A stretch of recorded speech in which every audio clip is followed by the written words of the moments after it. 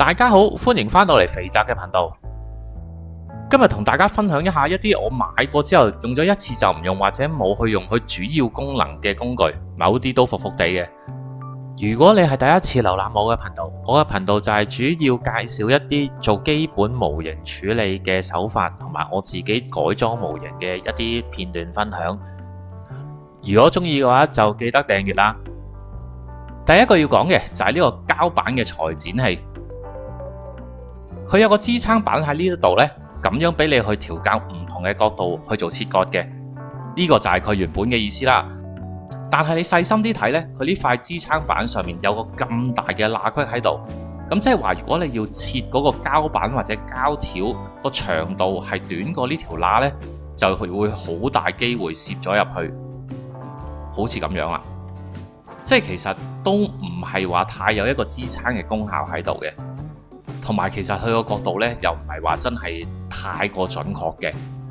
咁但係唔計佢呢個唔準嘅角度之外呢，其實佢個切割嘅功能本身係幾好用。我自己係成日都會用呢個剪，但係我就單純係會用佢嚟剪一個平線嘅切口出嚟，就唔會話用到佢嗰個調整嘅角度咁樣咯。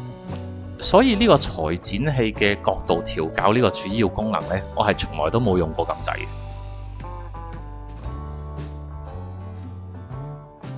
第二個要講嘅就係呢一支滲線嘅輔助筆具，佢個頭呢就好似人哋寫英文書法嗰啲墨水筆咁樣嘅，擘開咗下邊仲有一個。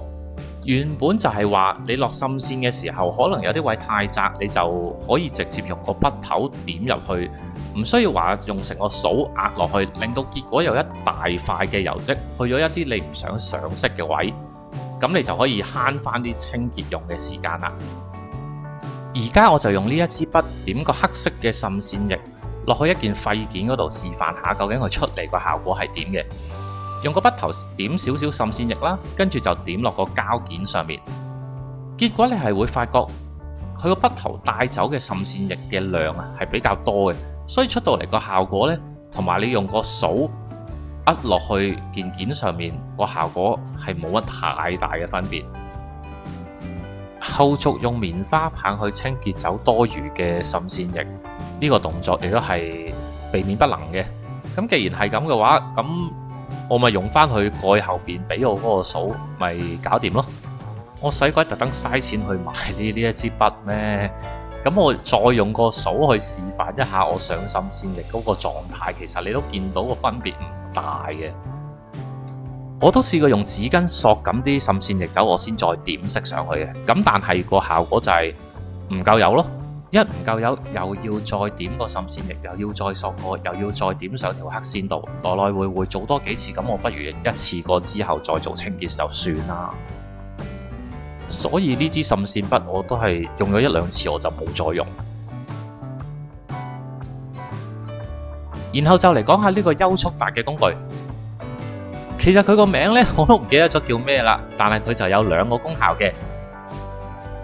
用嘅時候你就要先用個螺絲批扭一扭，將呢個刀片退咗出嚟，揀一個需要嘅角度，再用螺絲批去定翻個刀片上去嘅。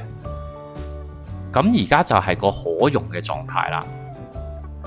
佢第一個功效就係圓邊做一個黑線，用法就好似 MathWorks 嘅鷹嘴刀一樣。用正方形嗰個主體壓埋去個邊嗰度，成為一個支撐點，然後喺個件上面來回咁樣拖一條線出嚟。做完之後，我而家落翻個黑色嘅滲線液，咁大家就可以睇清楚我黑咗嗰條線出嚟個效果啦。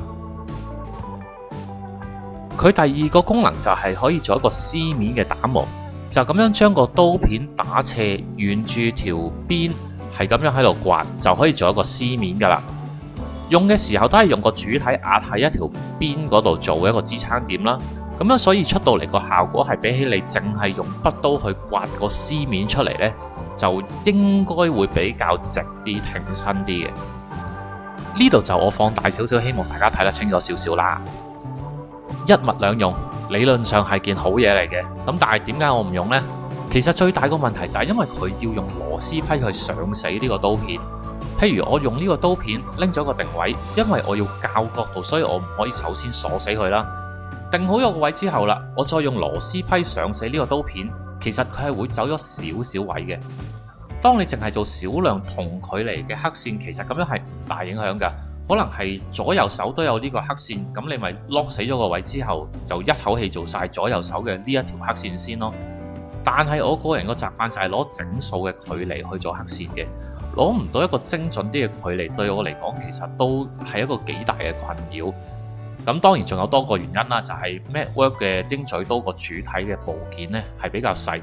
有啲位咧就比較容易攞到位攝入去，而相對嚟講，優速達呢個工具嘅主體係比較大份咧，咁所以有啲細嘅粒位咧就有可能塞唔到入去或者攝唔到入去啦。跟住落嚟呢個優速達嘅打磨器咧，我知道好多人都用得好開心嘅。嗱，我澄清一點喺度出現係因為我冇用佢啫，而唔係佢唔好用，個人喜好問題嚟嘅。因為我個人比較中意用手動工具打磨嘅手感，而唔中意有個摩打喺手上面震啊，所以我自己冇用呢嚿嘢啫。可能他朝有日做戰選，我會用到佢都不一定。去到最後啦，就係呢一堆嘅黑線輔助工具。咁嗰陣時我啱啱學黑線呢，就買咗呢一堆嘢，以為好有用啦。但係當我買咗翻嚟拍上個件上面，想跟住啲圖案嚟做黑線嘅時候呢，我就發覺出地事啦。第一就係你點樣去固定呢一塊輔助器喺個件嘅上面呢？當然好多人話你咪攞個膠紙貼上去咪固定到咯。咁但係你黑線都會用力㗎，嗰個力度係唔係真係可以比貼上去嘅膠紙可以抵消得到呢？同時高達嘅表面有啲位凹凸位比較多啦，你未必揾到一個適合嘅位去貼膠紙。